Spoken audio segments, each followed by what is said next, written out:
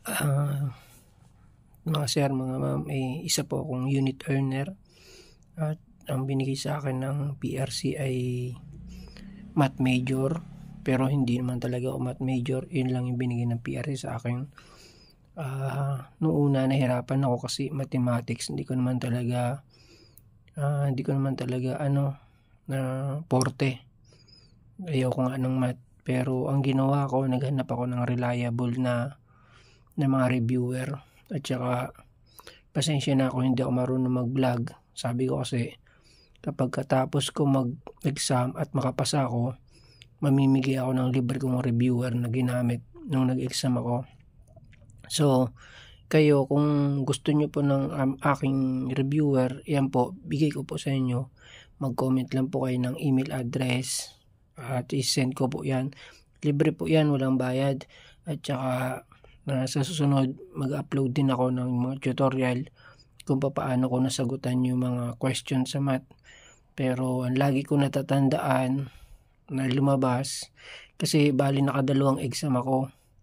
Unang exam, alam ko na babagsak ako doon. Ang ginawa ko, tinandaan ko yung mga topic sa exam, para sa susunod na exam, alam ko na. So, nung nag-exam ako, mababa yung major ko, pero Gen Ed at saka Proped, okay ako. Mababa yung, parang 74 yung aking unang exam. Pero tinandaan ko na yung mga topic nun. So, ginawa ko, ni-review ko yon, at ang mga na-review ko, ang isa sa mga na-review ko, yung mga pangalan ng mathematician. May point ka na agad dyan sa pangalan ng mathematician. Kung 10 yung mathematician na yan, 10 yung lalabas na yan, meron ka na agad 10 points. Sayang din yan kung hindi mo ma-review.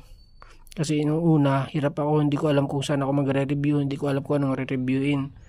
So, nung unang exam ko, talagang sabi ko, kung ano yung mga ilalabas dito, tatandaan ko na lang yung topic. So ganun nga, nung pangalawang exam ko, halos yun na rin yung lumabas ng major namin. Binabaligtad-baligtad lang, at natandaan ko pa. At isa sa mga natandaan ko nga, yung mga pangalan na yan, sila John Napier, yan, Albert Gerard, yan, George Cantor, yan sila rin, sila Jacob Bernoulli, sila rin yan lumabas na yan. Parang 10 yan sila. Aralin nyo para meron na agad kayong point. Sayang, para pampandagdag ng point.